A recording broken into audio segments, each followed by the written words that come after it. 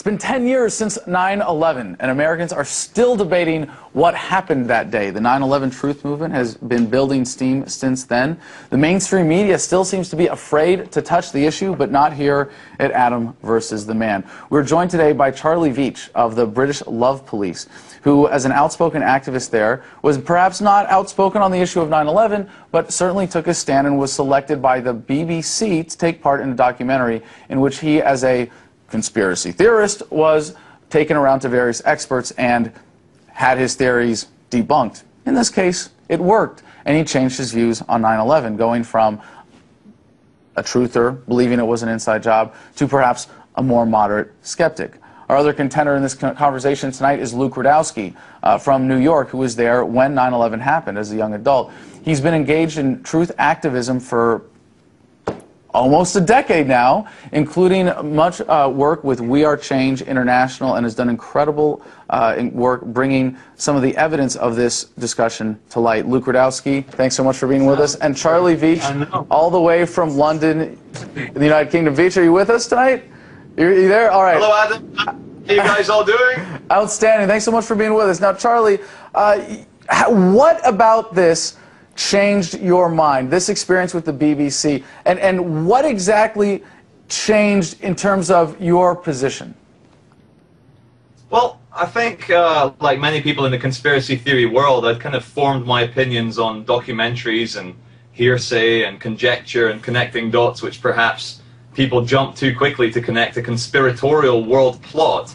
And what happened with the documentary, obviously, yeah, I got chosen for being a skeptic and so forth, is that they just presented me with a barrage of reasonable, kind of fallible people presenting to me how they think it happened. And I'm here with my model United Airlines 757.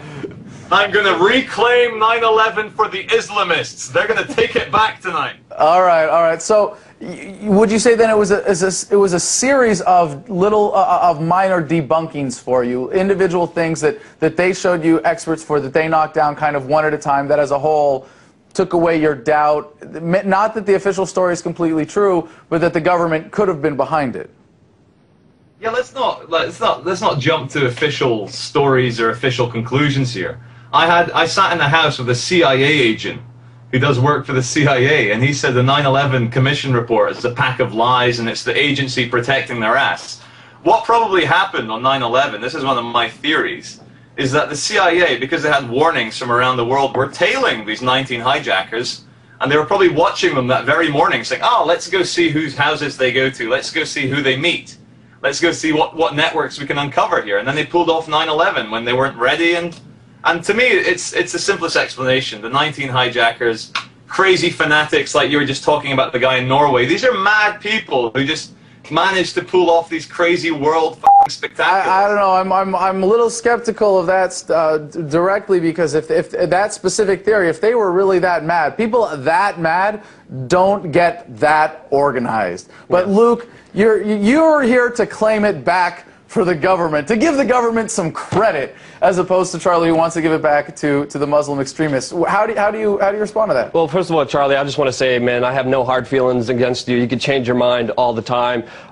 You know, I have a lot of respect, but I do have to say, it's respectfully still very much a skeptic of the official story. Yeah, and I do have to say, I do have a couple problems, though. One of the problems is how you categorize the 9/11 truth movement as just paranoid people who just watch YouTube videos and connect dots that aren't there. Well, yes, there are some people like that because of the unanswered questions that make speculations and theories, but I just want to clarify, I'm not one of those guys. And from my experience, 7-8 years being involved in this, I've been working with family members, rescue workers, survivors, whistleblowers within the government, and this movement is filled of millions of people around the world who want accountability and justice for 3,000 lives that are lost on 9/11. And we don't claim we know the truth, but we seek it and we demand it from our government. So I just wanted to clarify that. Okay, but how do you respond to the specific charges by Charlie that the core element of the government story, which is that it was 19 Islamic extremists acting on, and Charlie is saying without the help of government, with maybe at worst accidental or I should just say carelessness or even criminal negligence on the part of the American government at worst, but that it really was carried out independently. You're saying that there are enough questions that you can almost rule that out. Yes, even. and many Why? people within the 9/11 Truth Movement don't believe in the official story, which is this book of holes, because they don't even bring up World Trade Center Building 7, which was a third skyscraper that was 300 feet away from the Twin Towers, not hit by an airplane, collapsed into itself. And we have a video of Larry Silverstein, actually the owner of the complex, explaining that he took it down on that day. You want to play that? All right. Play that. So, sir, could you please get it on the record exactly who was it from the fire department that you spoke to about Building 7 on that day? Thank you. Go on to the next question. What an answer. What an answer. Can we get a response, sir? Go on to the next question, please. Okay. 3,000 people died, sir. Can we get an answer, please? Answer. Well, that's actually the wrong video. That's not Larry Silverstein saying he pulled the building. But hold on, we've got that loaded up. Let's play that one. yeah. Let's watch YouTube clips. Yeah. No, we don't have that one. Well, queued up. All right, everybody so knows the video. PBS documentary. Larry Silverstein says he, took down Building 7. That's what I wanted to do, to get a comment from Charlie Veitch. What do you think about Larry Silverstein's statement? Yeah. Go ahead, Charlie. Yeah, I went up the new World Trade Center 7. It's got a big proud sign on it that says Silverstein Properties.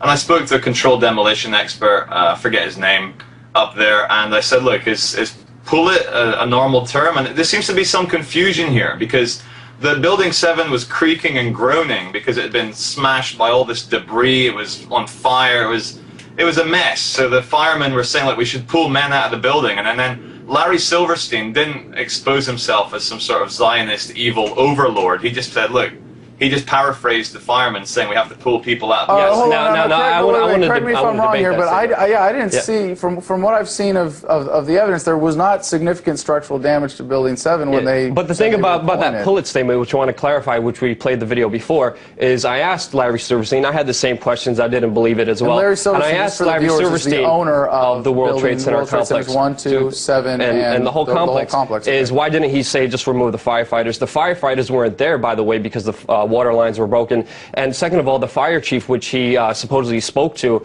about that comment, denies even talking to him on that day. And that's why, questioning this, I went out there and talked to Larry Silverstein, which you saw the video before. But and that's why it doesn't add up, because we talked to him like a gentleman. I talked to him even privately before without cameras, and he wouldn't even answer the question. He looks scared every time we bring this up. That's what we do. We demand, we ask the questions, and these questions never get answered, and he runs away, just like you saw in that previous clip.